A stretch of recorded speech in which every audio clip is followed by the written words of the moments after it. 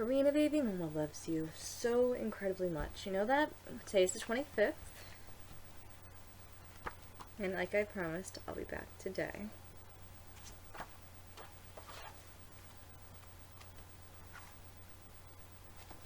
Can't believe it's almost already July.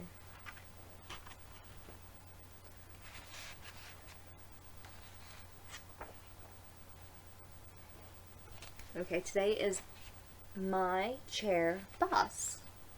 Climb aboard my chair bus. There's room for all you bears. Piggy can be the driver, collecting all the fares. First up the library, then off to shops and school, down and around by the football field, and on to the swimming pool. Now my bus is packed full. So home without delay, everyone back to the toy box. No more rides today. Oh, look at Toy Piggy. So incredibly cute, right? My chair bus. Alright, so the next story in this book, I think, goes with the last story that we just read. Because this is the steadfast tin soldier. Maybe it's not. Alright. There was once 25 tin soldiers, and all brothers, for they were the offspring of the same old tin spoon. Each man shouldered his gun, kept his eyes well to the front, and wore his smartest red and blue uniform imaginable. The first thing they heard is their new world when the lid was taken off the box was a little boy clapping his hands and crying, "Soldiers, soldiers!" It was his birthday and they had just been given to him, so he lost no time in setting them up on the table. All the soldiers were exactly alike, with one exception, and it differed from the rest of having only one leg, for he was made last, and there was not quite enough tin left to finish him. However, he stood just as well on his one leg as the others did on two. In fact, he was the very one who became famous. On the table where they were being set up were many other toys, but the chief thing which caught the eye of the delightful paper castle, you could see through the tiny window right into the rooms. Outside there was some little tree surrounding a small mirror, representing a lake, whose surface reflected the waxen swans which were swimming about on it.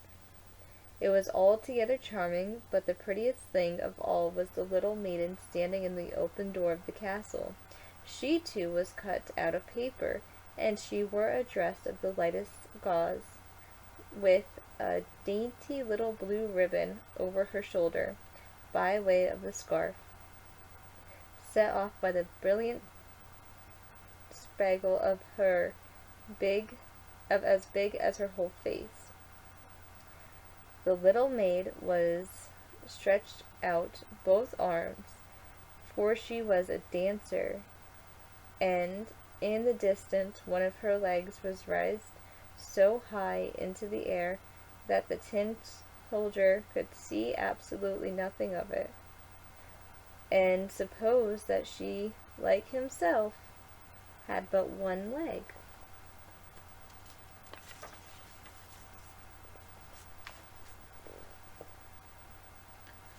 That would be the very wife for me, he thought, but she is much too grand.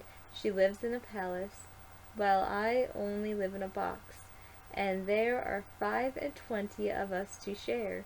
Not that would be no place for her, but I must try to make her acquaintance. Then he lay down full length behind the snuff box, which stood on the table. For that point he could have a good look at the lady who continued to stand on one leg without losing her balance. Late in the evening, the other soldiers were put into their box, and the people of the house went to bed. Now was the time for the toys to play. They assumed themselves with playing visits, fighting battles, and giving balls. The tin soldiers rustled around in their box, for they wanted to join the games, but they could not get out of the lid. The Nutcracker turned somersaults, and the pencil scribbled nonsense on the slate. There was such a noise that the Carney woke up and joined in.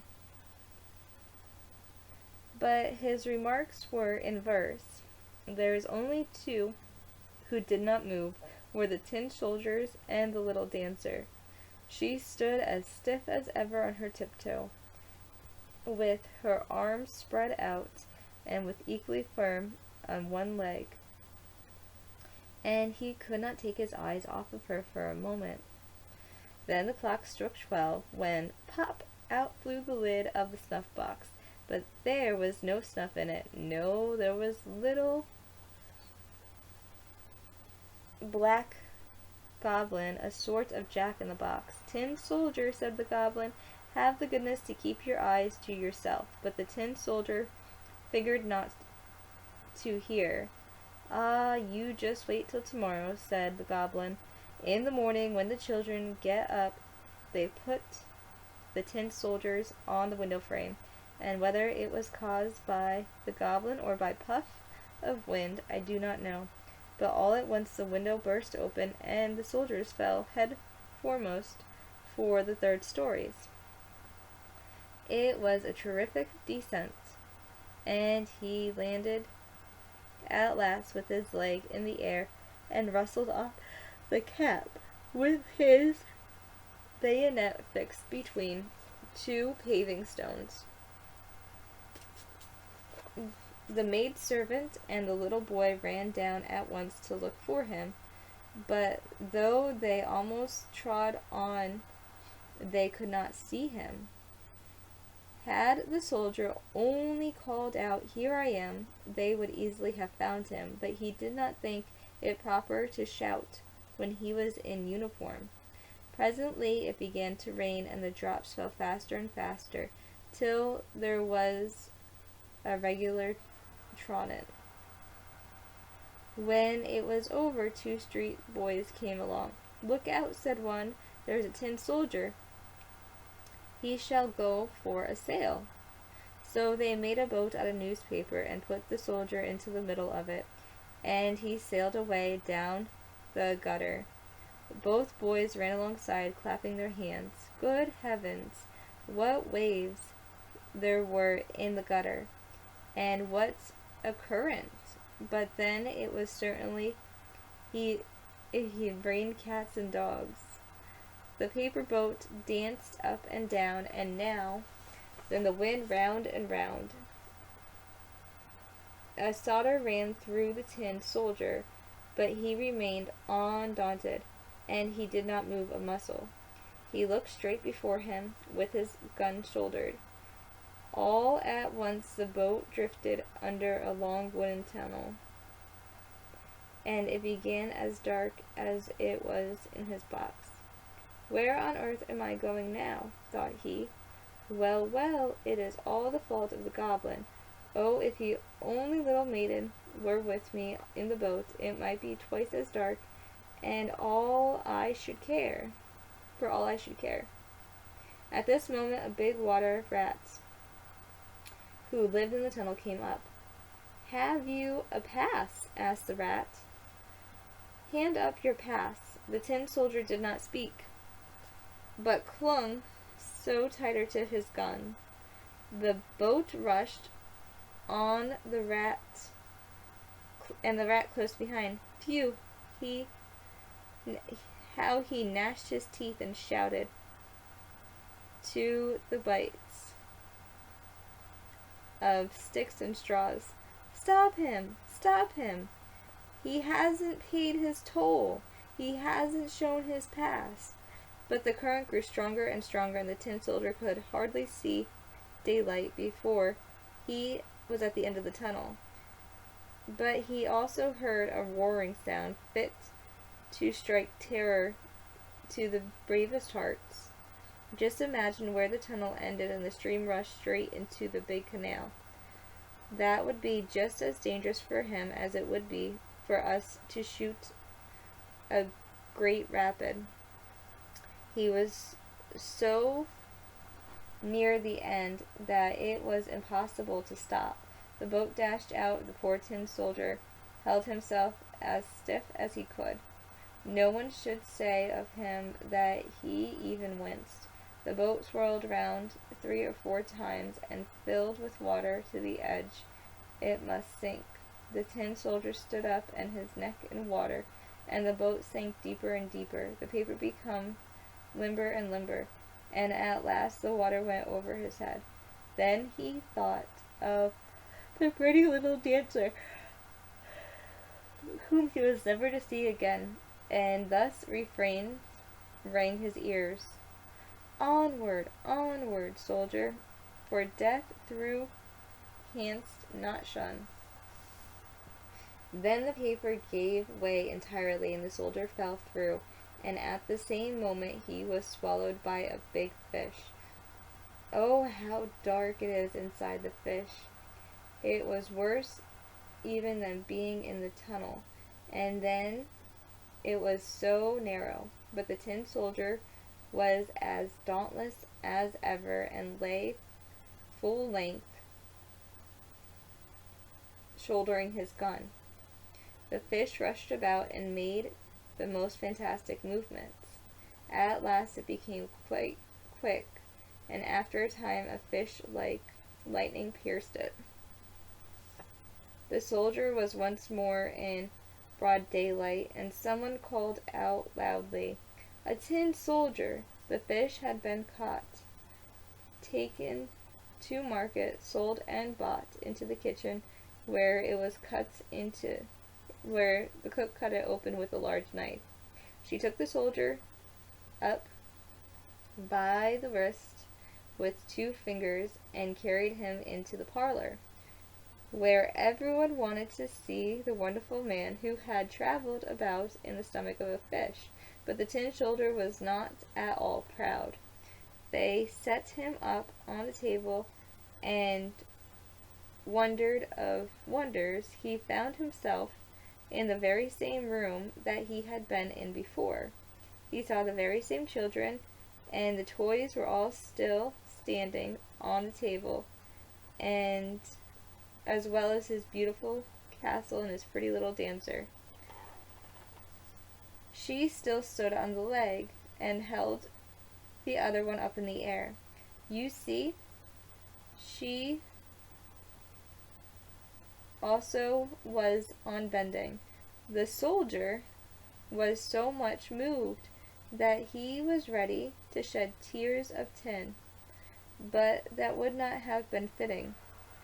He looked at her, and she looked at him, but they said not a word. At that moment, one of the little boys took up the tin soldier, and without rhyme or reason threw him into the air. No doubt the little goblin in the snuff box was to blame for that. The tin soldier stood there, lighting up by the flame, and in the most horrible heat. He withered. It was the heat of the real fire, of the warmth of his feelings.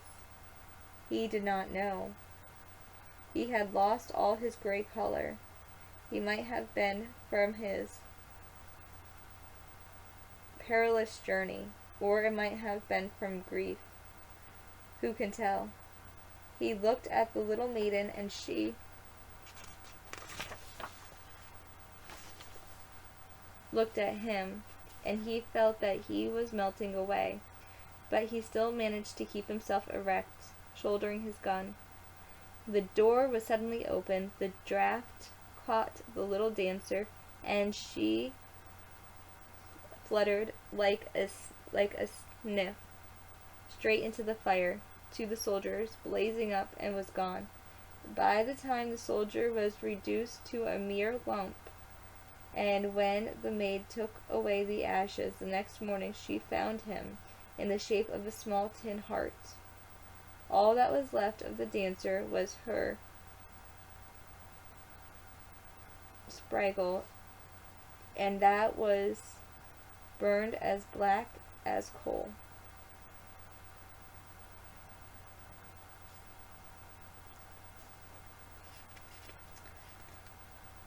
Oh, baby.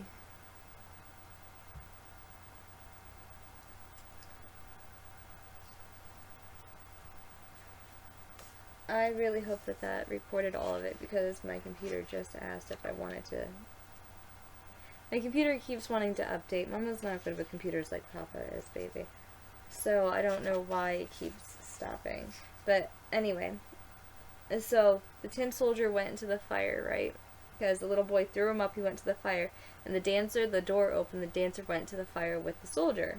And the next morning, when they were cleaning up the ashes, they found a small tin heart. All that was left of the dancer was her spraggle, and that was burned as black as coal. So the tin soldier and the dancer went together into the fire. I think that's incredibly sweet. When you love somebody, baby. It doesn't make any sense. Alright. How about we sit and watch the rain as it falls from the sky, and we are glad to be inside where it is warm and dry. Oh yes, I do love the rain.